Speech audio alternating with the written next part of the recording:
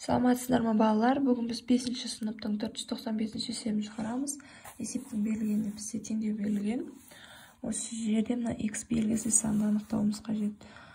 Алдымен мен мына жақшаны белгісі деп алам.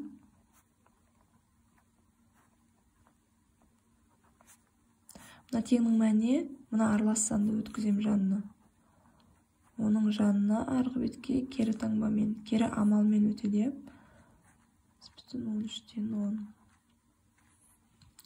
Енді екеуін азайта салам. Бөлімдер бірдей, тек алымын азайта алмаймын.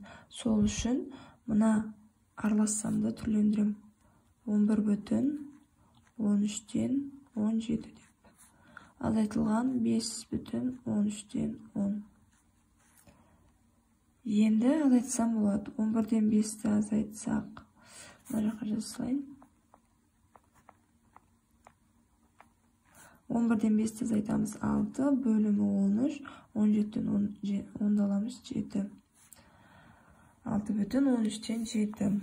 Енді x-ті табу үшін осы мәнге мына мәнді қосамыз.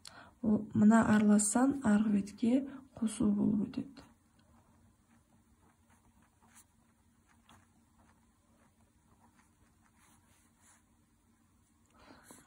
6-ға 3-ті қосамыз 9. Бөлімдер бірдей 13, 7-ге 9-ды қосамыз 13, 16. Сонда бізде 9 бүтін 13-тен 16 деген аралас санымыз шығады.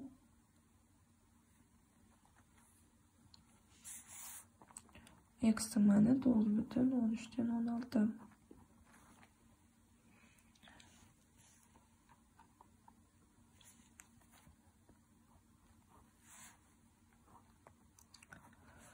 Келесісінде 3 бүтін 16-дан 9 азайтылған y жақшаның ішінде екен. Қосылған 4 бүтін 16-дан 9 тең 5 бүтін 16-дан 7 дейді. Енді мен жақшаның ішін белгісіз деп алам. 3 бүтін 16-дан 9 азайтылған 9 y. Мына аралас санды теңнің мына бетіне өткізем. Кері амалмен өтеді. Мына жер қосу болып тұр, сондықтан азайту болып өтеді. Енді бөлімдер бірдей, алымын азайта алмаймын. Сол үшін аралас санды түрлендіреміз. Біреуін кемітеміз 4-ке. 16, 16-ға 7-ні қосамыз. 23 бола ма? 23, 4 бүтін 16-дан 9. Енді барып азайтсам болады. Бөлімдер бірдей, алымдарын азайта берем. Сонда мына жерге жазайын. 3 бүтін 16-дан 9 алынған y тең 4-тен 4 алам жойылып кетеді. Бөлімдер 16, 23-тен 9 азайтамыз. 14.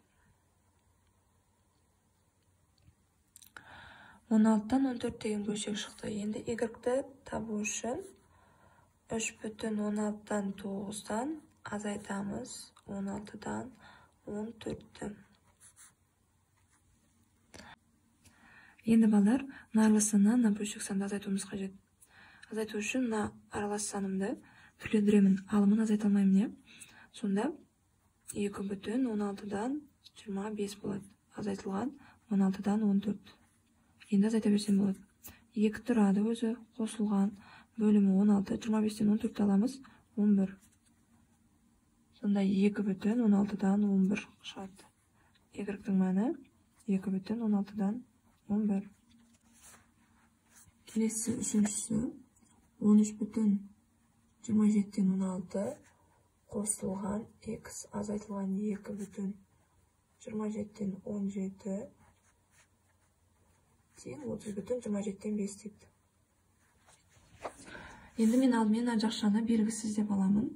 Теңнің мына шетіне мына араласын өткізерім.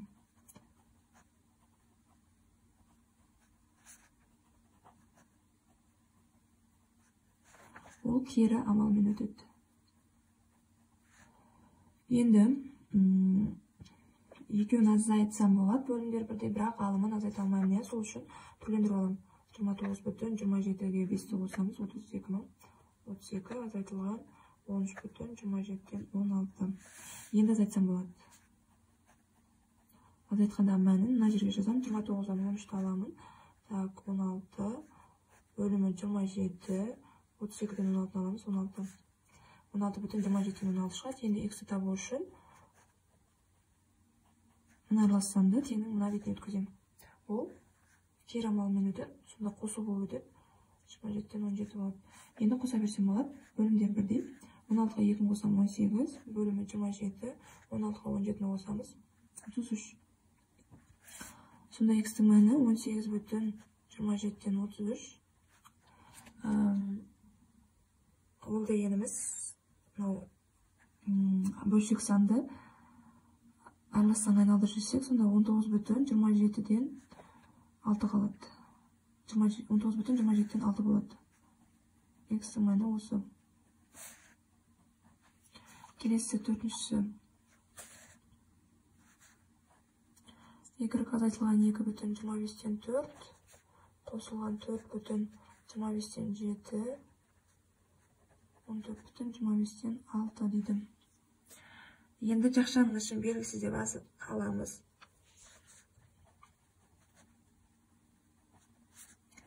Он 14,25-ден 6-ның жанына мына аралассанды кері амалмен өткіземіз. Екеуін азайтайын десем, алымын азайта алмайды екен, сол үшін кемітемін. 13,25-ге 6-ны қосамыз. 1,31, азайтылған 4, 25-ден 7. Енді азайтсам болады. Мен азайту мәнін мұны астына жазайын. 13-тен 4 азайтам 9, бөлімі 25, 31-ден енді 7-ні азайтып тастаймын. 20 болады. Енді Y-ті табу үшін мына аралассанды мына бетке өткіземін. Қосумен бірақ. Себебі мына жерде азайту болып тұр ғой, арғы бетке қосу болып өтеді.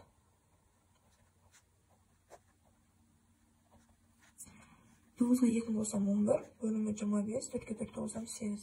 11 бүтін. 28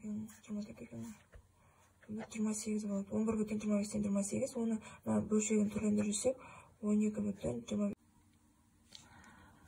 Сонда балдар x-тің мәні 12,25-ден 3.